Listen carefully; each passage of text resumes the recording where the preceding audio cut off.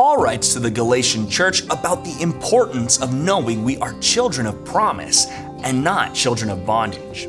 This church is struggling with legalism and adding steps to God's grace. Paul reminds them that we have been rescued from bondage and sin and that we are legitimate heirs of God. God has put the Holy Spirit in our hearts to testify to this. A born-again believer does not need any more affirmation than the promises of God in their life. Other teachings will say that we need to strive and work or do good things to reach salvation and get affirmation from God, but the gospel directly says that God has done all the work on the cross for us to receive salvation. As Paul would write to the Ephesians, it is by grace you have been saved through faith, and that not of yourselves, it is the gift of God, not a result of works, so that no man may boast. Paul's warning to the Galatians still applies to us today.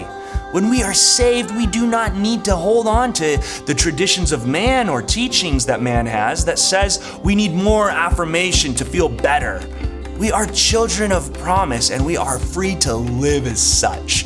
When we accept that God unconditionally loves us, we don't have to subject ourselves to vain worldly wisdom and traditions.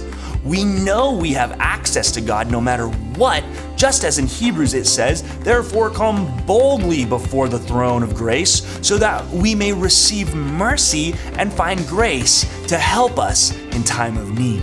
And that, my friends, is truth for you.